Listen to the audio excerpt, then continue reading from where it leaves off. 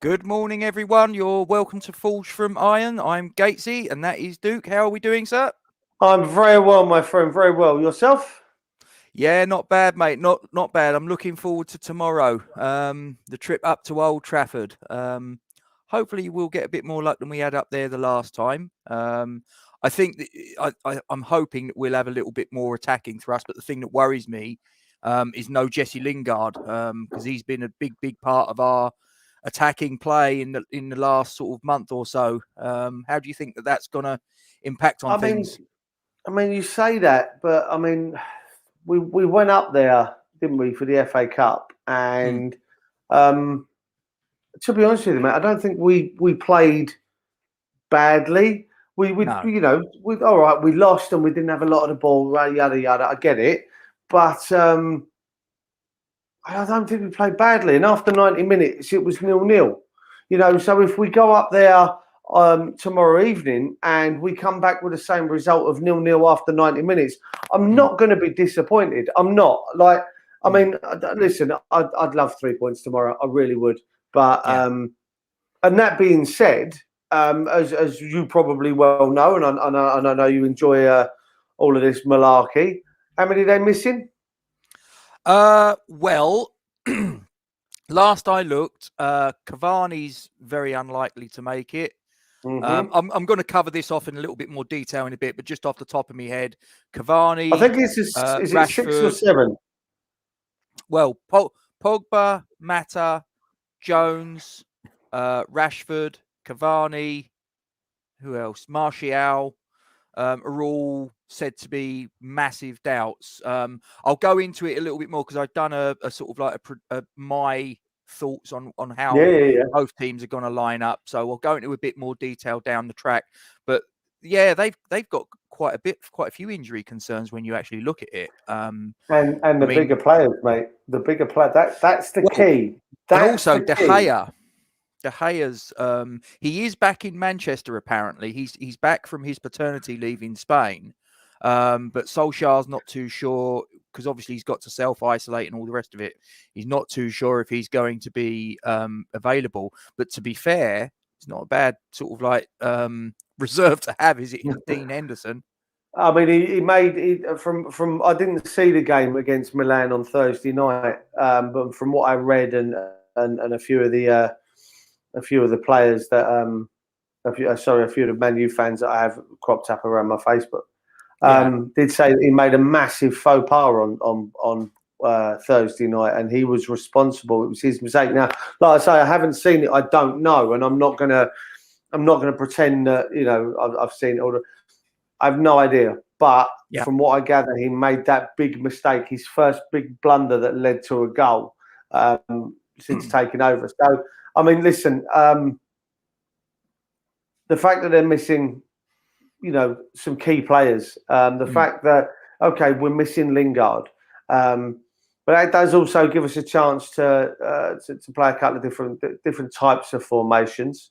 Um, I think it gives Ben Rama the possibility of a little bit more freedom out there, yeah. and obviously, hopefully, it allows maybe Bowen to come in, or he could possibly use Fornals a little bit deeper again. But listen, I think if we can go there, if we can get if we come back with a point tomorrow night, then so be it. I'll be pleased with that. Yeah. That was one of my games that I had us down to lose, if I'm honest, in my run of 6 games. Yeah. Spurs, Leeds United, Arsenal, Chelsea, and Wolves. I think was the sixth one. I Yeah. had us down for two draws, 2 wins, 2 defeats, and at Mm, the moment we're sitting at the Spurs and the Leeds game have been 2 victories. So I'm kind of we're in a good place, if you will. So I'll take a draw tomorrow. It was down as one of my defeats, but with the players that are missing, I think the least we should want to come away with now would be a point. yeah, no, that's fair enough, mate. That's fair enough. I mean, I'm just hoping that Moyes goes there and tries to sort of play a little bit less defensively than was the case the last time. I mean, it was fairly apparent, I think, from early on that he was playing for the draw, which is always a dangerous thing to do to me. You know, I always think play to win. You know, playing to draw a match is sort of like quite a dangerous territory for me. But what do you think about this comment that Andy's put on? I've left it on here for a bit. Of all the players, you have to put that knob Harry Maguire. He's just got a face that puts me in a bad mood. Does he put you in a bad mood, Duke? I'll be honest with you. Yes, it's straightforward and simple. Yes, but let me tell you why I get the ump with Maguire. All right. He's an £80 million centre back. Let me rephrase that. He's a centre back that cost £80 million. Is he an £80 million centre back? Jog on, no chance. No, I don't. No, I don't. Listen, if he's worth that, Declan Rice. I know we keep coming back to this conversation, but if he's worth that, nah, come on now. You know, I've been having a bit of backwards and forwards across the England Facebook page, and they put up a post about picking England players for the centre backs for the Euros and stuff, and the amount of comments that people are going with Eric Dyer. That straight away wound you up. I know that, but no mention of Craig Dawson. No mention of Craig Dawson. The form that boy is in. But the form that boy is in, he deserves to even have, you know, Southgate take a look at him. Just the form he is in. As far as I'm concerned, he's. Listen, I know we're West Ham fans, and I know people have a bit of bias and everything else. As far as I'm concerned, the boy on recent form deserves an England call-up. Well, if you put Craig Dawson in a Manchester United shirt, does he get a call-up? Based on the form he's on now, all day long. Yeah, all day long. Yeah, if you put Craig Dawson in a Manchester United shirt, he's in the England squad. I'm fairly confident. I'd say I'd go as far to say that you could pick any of our players on the form that they've been in recently. They could be in that Man United team quite easily. I mean, Dawson's been absolutely immense for us, and the fact that you've got to think he forged such a good partnership with Ogbonna in the back there, and then he's had to go and change that, and he's now alongside a youngster. And let's be fair. I've known Fo. Oh, morning, Fo. I don't even know what time it is. You all right, Fo? Where was I? Yeah, and he's had to now forge with a youngster Diop. You know, a young lad that isn't the most communicative. Doesn't communicate. Yeah, that's the one. Doesn't communicate. Shut up. It's too early. Going over. It's, you know, he's built that now. Yes, Virgil van Dawson. He's built that rapport now with Diop. I think Gonzo should have trademarked that. Although you claim that you come up with that before him. I actually came up with that 3 days beforehand. I was actually having a chat in my boys' WhatsApp chat, and I did actually say, Virgil van Dawson. I mean, listen, you know, if we're going to talk about form of players, Dawson form of England players, English players, any position, anywhere on that pitch. We've got two that deserve a call up, and one is Lingard. One is Lingard and one is Dawson, and they at the minimum deserve to be considered for that squad at a minimum. You know, for me, and I think if we could get a Spurs fan to pipe up somewhere down the line, not too often. I don't want to hear from them often enough. I've got one upstairs. If you really no. Eric Dyer does not deserve to be. His form's been shocking, and he proved that against us. By the way, I'd like to point that out. I'm looking for him in mic. I don't have one anymore. It's on here. I bought a new pair of headphones. It's quite nice. I was thinking this guy, Fo, for what it's worth. I was thinking. Yeah. Because there's, if you look at the stats, I know sort of, you know, you can sort of like with stats, you can prove anything. You can prove that a rhino's a horse or something like that. You know what I mean? But Cresswell, if you look at his stats as far as the Fantasy Premier League is concerned, I believe he's the top or in the top 3 of defenders in the Premier League this season thus far, and yet he's not being spoken about as a potential England European Championships squad member. Now, I mean, the thing is, and it is the thing is, you know, he's going to sound awful for him and for Dawson, but they're not fashionable. They're not a fashionable club. They're not considered fashionable names in the whole grand scheme of things. If you, like you say, you take him and you put him at United, he walks into the and there. Milesy, I agree with your son. Milesy on the button.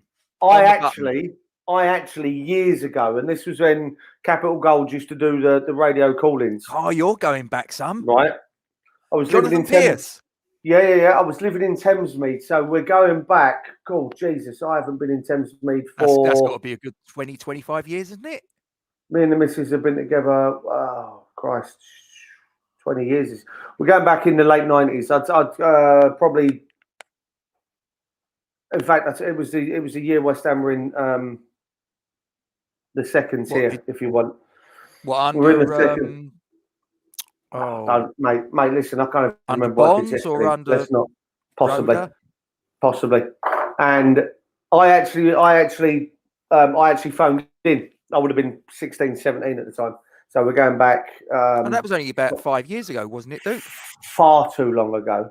And that comment there is exactly the same comment. And the worrying thing is that, you know, 26 years later, we're still having this conversation that because they play for West Ham, they don't get picked. And I said this, there were players in the West Ham squad when we were in league, you know, the Championship as it is now, Division 2 as it probably was back then, to be fair.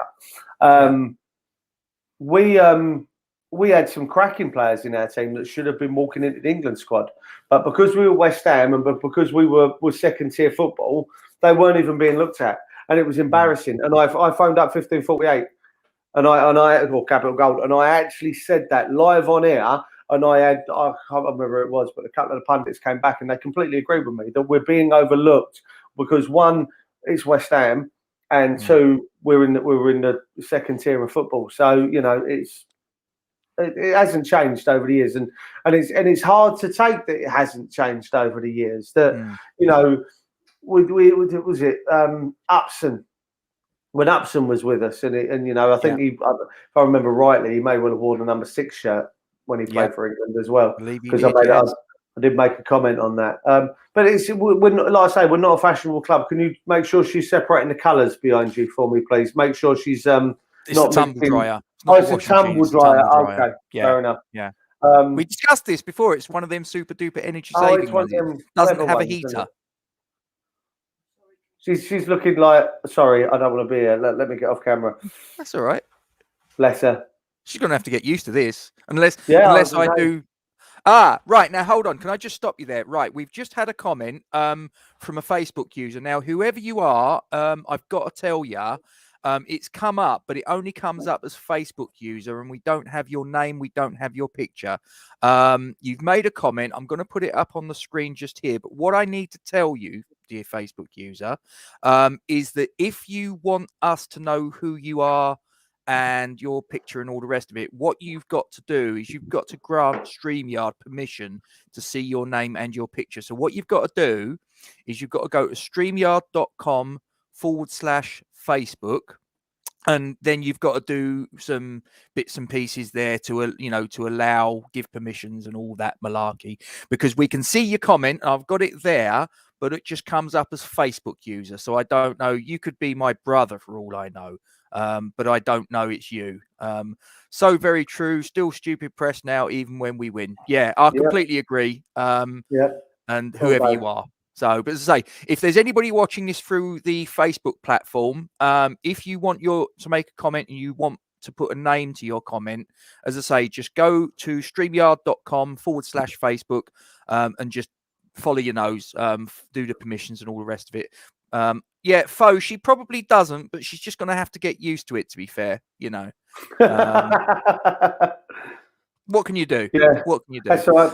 Shall we get on to the my predicted team lineups? Yes, let's. I like it. Let's. We're very aware of the time today, aren't we, Gatesy? We are. We're going to wrap this up. We've said we're going to try and wrap it up around about 10 past 12 because the Three Hammers have a broadcast. For those of you that don't know, the Three Hammers, they're an excellent YouTube channel. Please check them out. They're doing a broadcast at 12:15, so we want to make sure we're wrapped up before then. So right, so ladies and gentlemen, this everyone will leave us and go watch theirs. Okay, so what we've got here, I've got two potential West Ham lineups because I'm a little bit torn between how we're possibly going to line up. So the first one is a 4-2-3-1, which basically is more or less the team that played last time out. The difference being because obviously Jesse Lingard drops out because he cannot play against his parent club. So what I'm going with that, if we go 4-2-3-1, which I actually don't think we will, which I'll come to in a minute. But if we did, then it would be Fabianski in goal, back four from left to right of Cresswell, Diop, Dawson, Soufal. Two holding in midfield, the captain Declan Rice and Thomas Souček. Then the three attacking midfielders would be Ben Rama left, Fornals at the number 10 position. Bowen comes back in on the right with Mickey Antonio up top. However, I don't think that that's what we're going to go with. I think that's what we're going to go with. I think that we're probably going to go essentially a 5-4-1 because I think it's probably fair to assume that we're going to have less of the ball.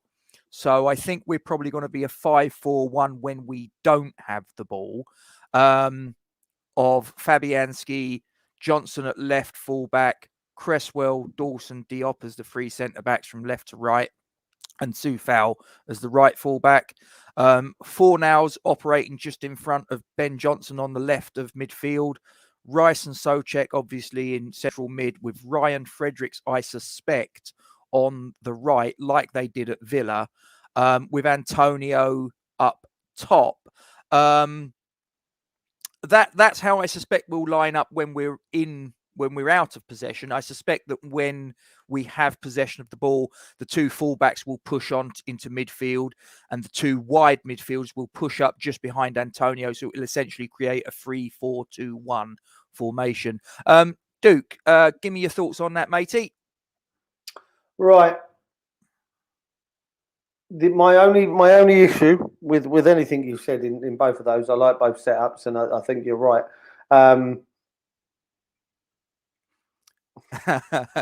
Who's doing the washing? It's the Mrs. Andy. She knows her place. I'll get a slap for that later. It's the Spurs fan. Yeah, Fredericks is my only debatable choice that you've got there, and the only reason I say that is their injuries. And I know obviously team sheets have got to be handed in, and yes, sorry. Fredericks. I love Matty Etherington. I've got to say. Yeah, I do. In fact, I think he was the last proper winger that we had, because all these modern wingers are not wingers; they're inside forwards. They're on the wrong side. I'll debate you with that one, but let me cover this we'll talk about that afterwards. Obviously with their injuries, I'm just wondering whether Fredericks will go out there, because obviously if United don't have Martial, they don't have Rashford, they don't have Cavani out there. Those two, the first two there are pacey people.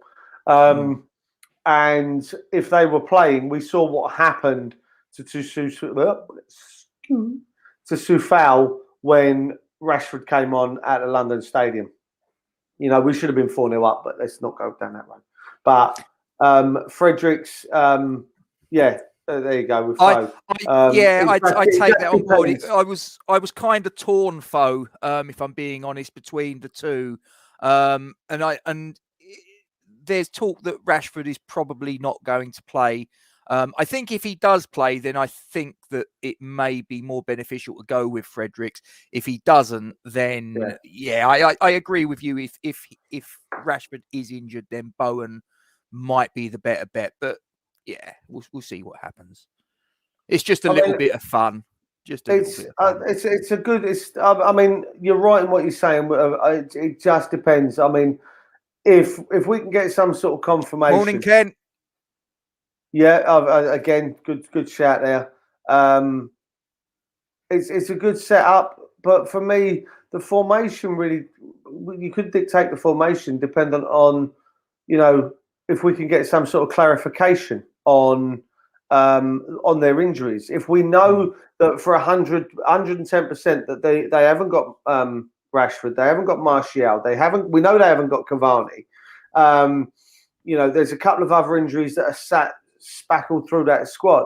I wouldn't even go 5 at the back because you haven't got to worry about the pace getting behind. I put a post on the Facebook page a little earlier relating to Manchester United. I'll tell you exactly what I've wrote up.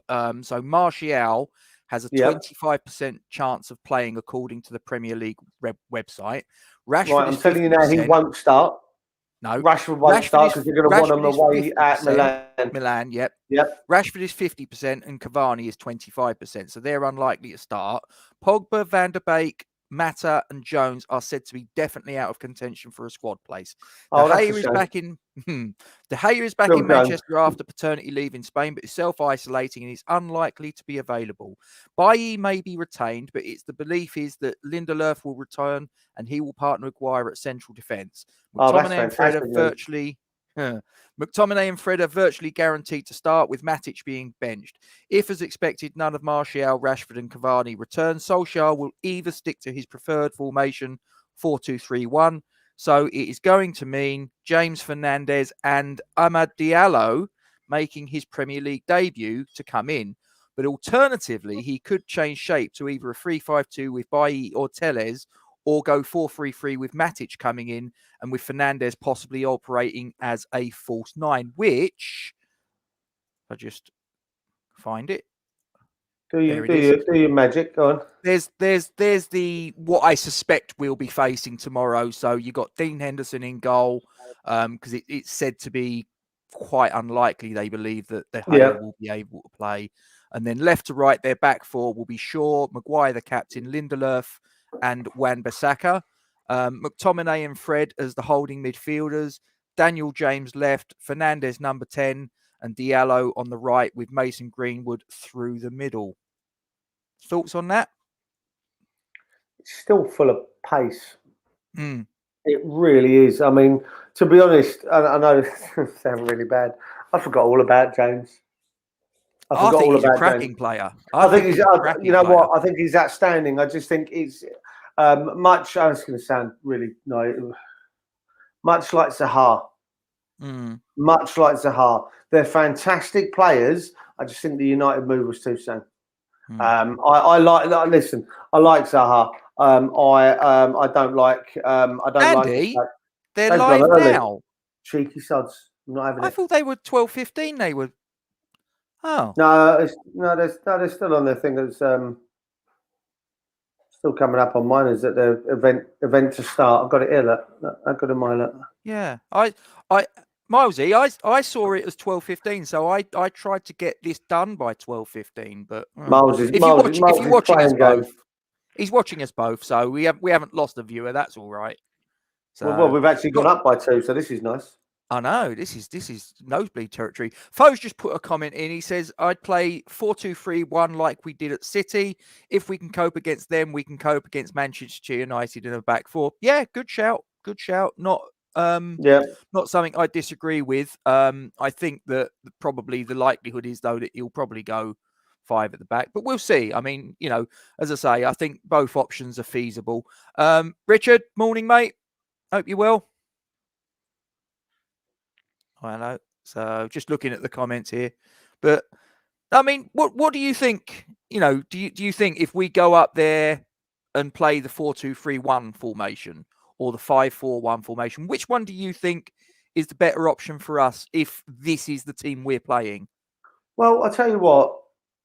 Who was it that just put about when we went to City? Who was it that just made that comment before? That was Foe. Was it Foe? He's spot on there. That's absolutely on the money. I mean, if you look at these wider players here for United in James and Diallo, are they any better than Mahrez and Sterling that we came up against City? I wouldn't say so. No, greatest of respect. Greenwood, is he any better than Aguero or whoever came on for him? Jesus playing up top, wasn't he, that day? Yep. You know, is he any better? No, he's not. No, it was Aguero. It was Aguero started and then Jesus came on. Yeah. Fernandes, is he any better than De Bruyne? No, behave yourself. McTominay, is he any better than Rice? No chance. So I mean, yeah, I think I'm going to agree with Foe there. I think 4-2-3-1. And if I'm honest with you, that's right. We'll wrap up in a second because I like watching them because I think they're better than us. Everyone's better than us.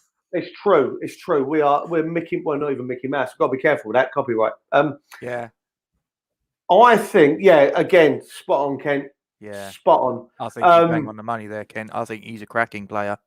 If Maguire, if that's their back four, right, and I think it could be interesting that that's their back four. Yeah. I'd play Ben Rama. Because I'd have him coming up against. I'd have him coming up against Luke Shaw and Lindelof, and I'd target Maguire with Antonio personally because I'd give Maguire that physical battle, which then takes the physicality of Maguire out of the game against players like Ben Rama and Bowen who like running with the ball. You know, I'm not being funny. You get Ben Rama up against Lindelof or Shaw, it's game over for them because he will tear them inside and out.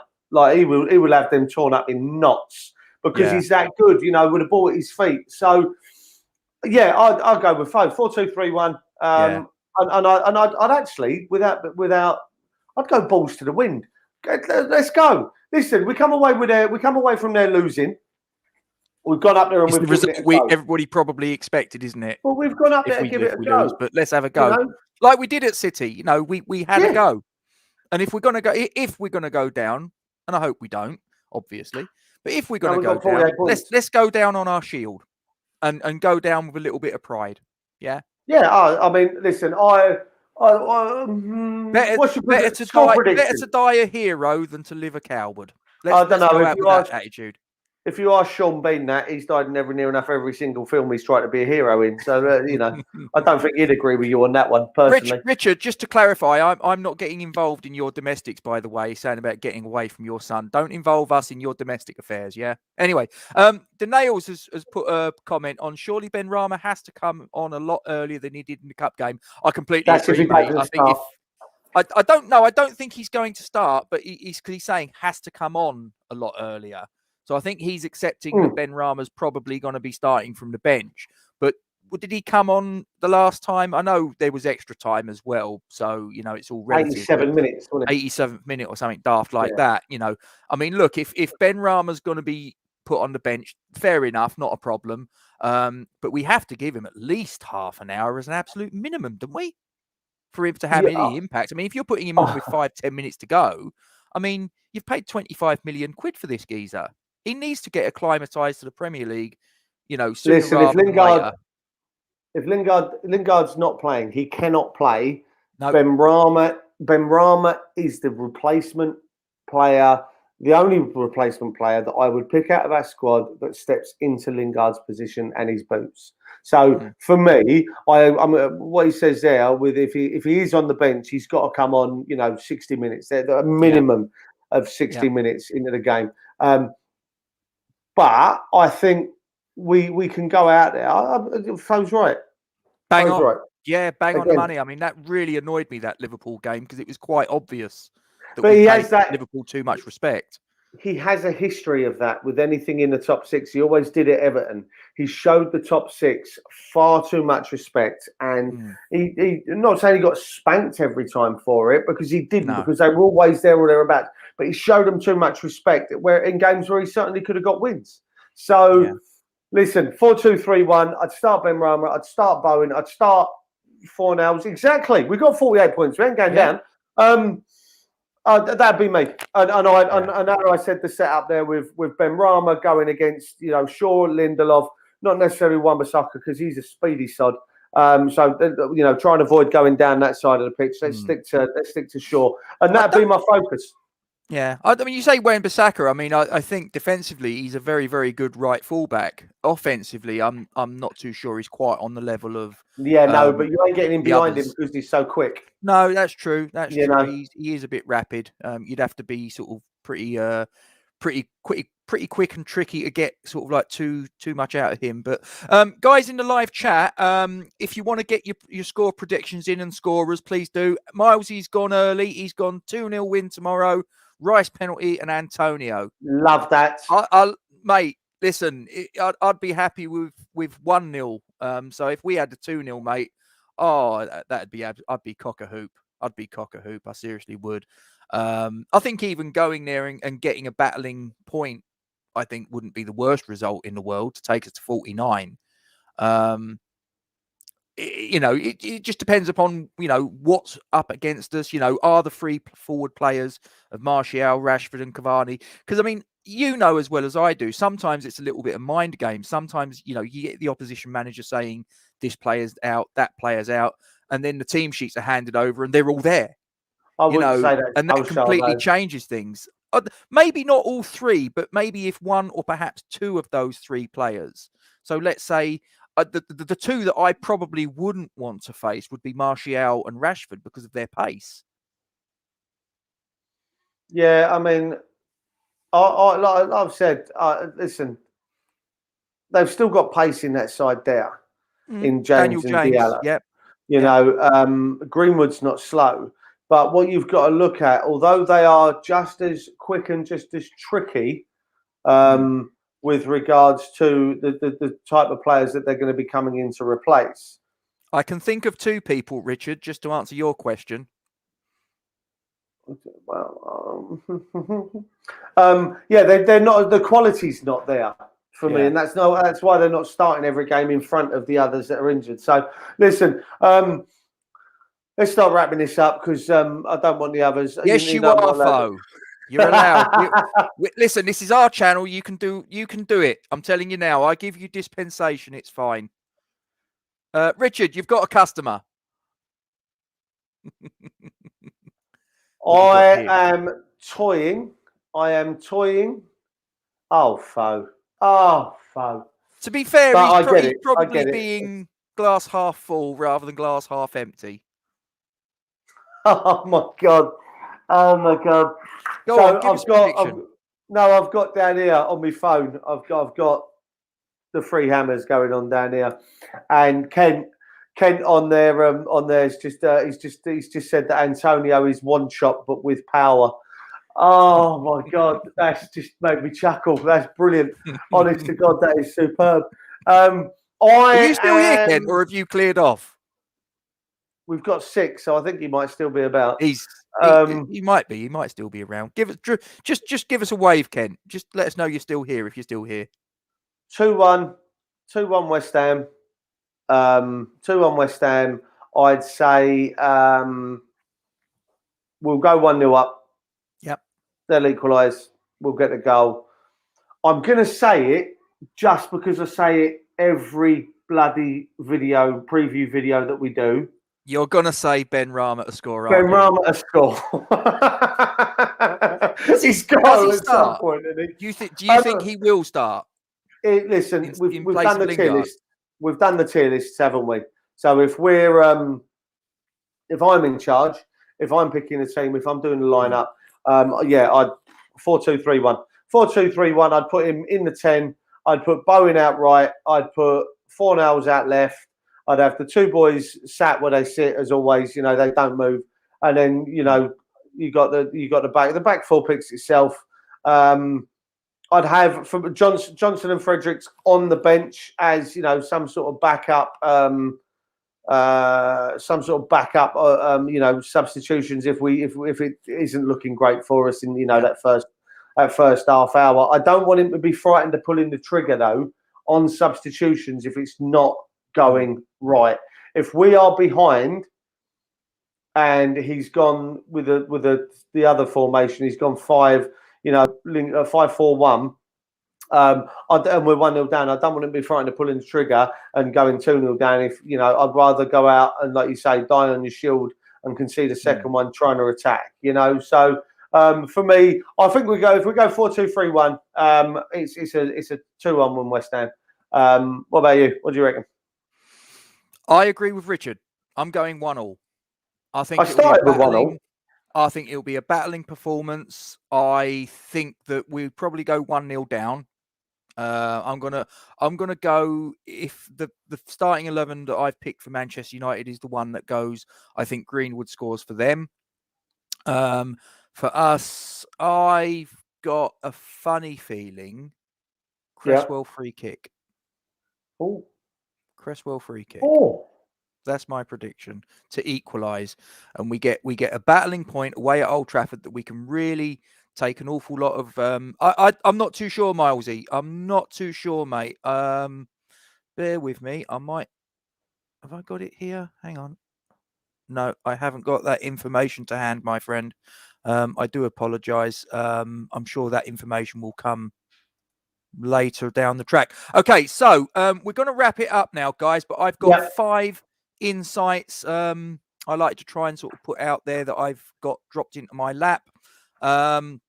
So 5 insights regarding tomorrow's game. Number 1, Manchester United are looking to complete their first league double over West Ham since 2013-14, when they were managed by David Moyes. There you go. Oh. Number 2, West Ham are winless in the last 12 Premier League away games at Manchester United, drawing 3, losing 9 since a 1-0 victory on the final day of the 2006-07 campaign. Do you remember who scored that goal, Duke? It's up there on my wall. I know.